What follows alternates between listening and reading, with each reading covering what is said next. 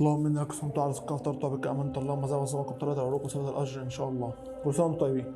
بما اننا في رمضان وكل سنه وانتم طيبين، وبما ان موسم رمضان هو موسم التمر الهندي والصوبيا، فالنهارده قررت ان احنا نشوف احسن صوبيا في المحله، لان انا من عاشقين الصوبيا. فجبنا ست اماكن او تقريبا 7 أو 8 حاجه كده يعني، فهنشوفهم مع بعض مين احسن صوبيا في المحله، ويلا بينا نخش بيهم واحد. نبتدي باول واحد معانا وهو مستر جوس. مستر جوس بيحاول يعمل نفسه براندنج كده وكيسه ولوجو وشغل عالي يعني. تمام. سعر الازازه دي 20 جنيه وهي المفروض 500 مللي. تمام. نجرب بقى وندوق مع بعض. مستر جوس ب 20 جنيه ويلا بينا ندوق. طعم الصوبيا حلو جدا جدا، طعم الجوز هند واضح وجميل. لبن نضيف مع مظبوط، مش لبن مبصر، مش لبن مبخر قصدي، مش لبن بودره يعني.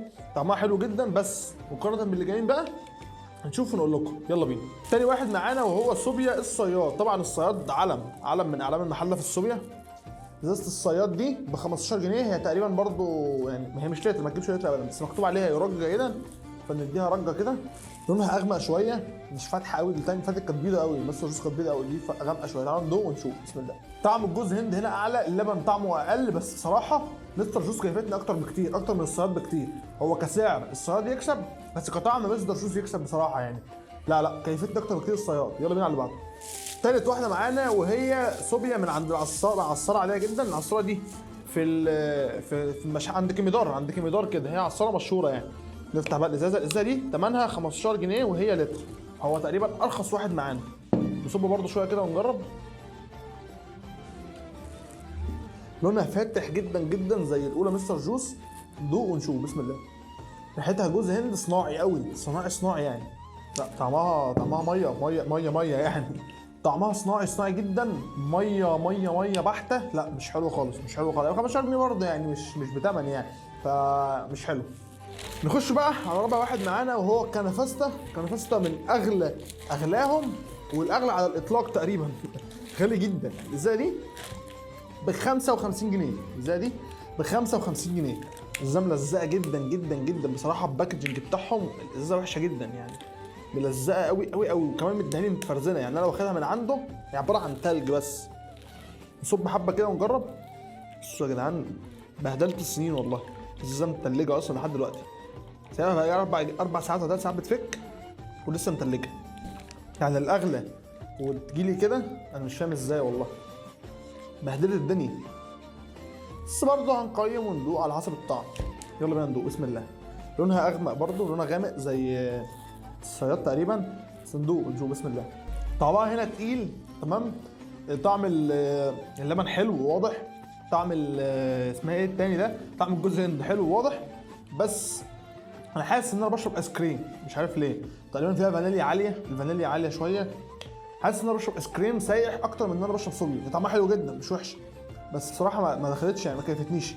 تمام. هي مكتوب مكوناتها لبن وجوز هند وسكر وميه. لا انا حاسس ان فيها فانيليا وفانيليا عاليه كمان.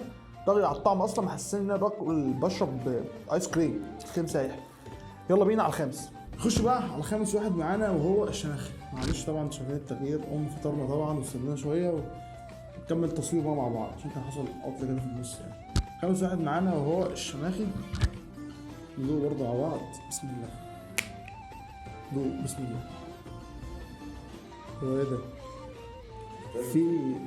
في حاجات سودة، على الوش، مش عارف هتشوفوها ولا لا، بس في حاجات سودة على الوش باين عندك. في حاجات سودة عايز اوريها لكم، مش عارف اجيبها لكم ازاي. دبانة تقريبا او ناموسة او مش عارف. طب هنوقف كده نشوف بس ونرجع لكم تاني. شايفين عاملة ازاي تحت؟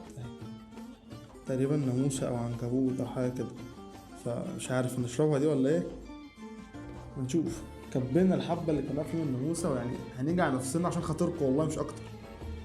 ونجرب تاني هنشوف بنتعب ازاي عشان نوصل لك المعلومه. اخبط بقى لايك كده، سبسكرايب روق علينا. 70% من اللي بيتفرجوا على الفيديوهات مش عامل سبسكرايب يعني. ان احنا نقفل احسن بقى. اخبط لايك وسبسكرايب. يلا بسم الله. طعمها حلو. مش كان انا عارف انها طعمها حلو يعني، المشكله بس عرفتني وبتاع، بس بصراحه طعمها حلو. ما اقدرش اقول كلمه طعم الجوز هند حلو، وطعم اللبن باين وحلو، سكرها مظبوط. يلا بينا على اللي بعده ونرتب في الاخر. نخش بقى بسادس واحد معانا وهو شربات لي زياده. الاسعار طبعا كلها تتكتب لكم تحت هنا. تمام. سعر الازازه يتكتب لكم، وسعر اللتر كامل هيتكتب لكم، لان في ازاز من ديت ما بتبقاش مكمله لتر، تمام؟ فهيتكتب لكم سعر اللتر وهيتكتب لكم سعر الايه، الازاز. ريحتها مش قويه كده، ريحه جوز هند صناعي. صندوق بسم الله. طعمها اخف كتير قوي، يعني طعمها احسن من المرات اللي جربتها فيها قبل كده، لان انا شربتها قبل كده مرتين، بس يعني مش مستصاغه قوي، طعمها خفيف. طعم جوز هند صناعي قوي، يعني مش مظبوط بصراحه. نخش بقى بسبب واحد معانا. سبب واحد معانا وهو بلبن عامل صوبيا قشطه جديده كده، بس جامده جدا جدا جدا جدا. والازازه دي كلها ب25 جنيه بس، ونسبه القشطه عاليه وطعمها رايق رايق رايق. لازم تجربها قبل رمضان ما يخلص، الله اعلم هيسيبوها ولا لا، بعد رمضان لازم تجربها. بعد ما رتبنا بقى كده وخلصنا وقعدنا عملنا حسبتنا الجميله عشان نشوف الاسعار ونشوف مين اغلى بالنسبه لللتر ومين ارخص. اقول لكم من الاغلى للارخص كده بسرعه، تمام؟ اغلى واحد كنفستا، تاني اغلى واحد مستر جوس، تالت اغلى واحد الصياد، الرابع شربات زياده، والخامس الصياد وبلبن، والسابع هو العصاره العادي، تمام؟ لو هنرتب بقى من الاحسن للاوحش هنضطر نطلع كنفستا بره، لان الكنفستا زي ما قلت لكم هو طعمه نص صوبيا، هو طعمه ايس كريم سايح، يعني حاطين فانيليا، حاطين كريمه، حاطين حاجات تانية اضافات كتيره، فهنضطر نستثنيه بره الحسبه دي كلها ونشوف بقى الايه، السته الباقيين. طبعا العصاره هيبقى اخر واحد، انا هديلكم اللي تحت لحد فوق، فالعصاره اخر واحد كده كده، تمام؟ كان وحش جدا جدا جدا جدا، يعني لو جبت كيس صوبيا من اي ماركه وعملت في البيت شويه لبن احسن 100 مره من العصاره. في المركز بقى قبل الاخير او الخامس شربات زياده، ريحه الجوز هند زي ما قلت لكم صناعي قوي وطعمه خفيف، ومع بصراحه يعني ما استهونيش قوي. اللي بعده الصياد، والاثنين برضه يعني الاثنين سيء واسوء، الشربات زياده والصياد. بصراحه الصياد انا كنت متوقع منه اكتر من كده بكتير، على الهوجه اللي معموله عليه والدعايه والكلام دوت، كنت متوقع ان ده حاجه اقوى من كده، بس بصراحه مش قويه، الصويا بتاعته مش قويه، خفيفه زي ما قلت لكم برضه، وطعم اللبن فيها خفيف، وطعم جوز الهند فيها صناعي شويتين. فلو نشوف بقى المركز الثالث معانا كده، متبقي معانا بلبن والشماخي ومستر جوس. يبقى المركز الثالث فيهم الشماخي كان حلو جدا جدا جدا بالنسبه لسعره كمان، قبل الاخير في السعر، او يعتبر الاخير، لان احنا نستثني العصاره لان العصاره كان وحش جدا، فيعني يعتبر ان هو اقل واحد في السعر. فانت لو عايز تشرب حاجه حلوه وبسعر قليل هتروح على طول على الشماخي، رايق، طعمه كويس جدا، طعم الجوز هند حلو، طعم الصوبيا نفسها حلو، اللبن مظبوط، كل حاجه فيه مظبوطه بصراحه، فالشماخي 10 من 10. اما مستر جوس فانت لو عايز تشرب شوربه رايقه بس هتدفع شويه، لان ال 400 مللي ب 20 جنيه، فاللتر داخل في 50 جنيه. فانت لو عايز تروق على حالك هتروح تجيب ايه، اللتر ب 50 جنيه من عند مستر جوس. عايز تشرب حاجه حلوه برضه وهتروق على حالك برضه بس في الحنين، تروح تجيب من الشماخي ب 25 جنيه.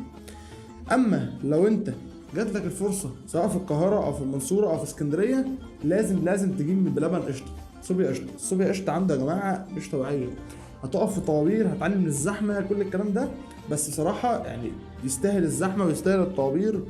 في العصائر بتاعته الصوبيا بتاعته جامده جامده جدا جدا جدا جدا. فخلاصه الكلام، لو انت في المحله يبقى الشماخي معاك يا باشا هيسد، هو مستر جوس. لو انت بره يبقى لازم تجرب صوبيا قشطه من بلبن. بس كده، اخبط بقى لايك شير وسبسكرايب في القناه معانا على طول هنا، وما تنساش تخبط سبسكرايب عشان تقدر الدعم الموجود ده، وتقول لنا لو في اي حاجه ثانيه عايز تعرفها في خلال شهر رمضان، لان احنا لسه هنعمل حلقات كتيره معاك في رمضان. سلام شباب.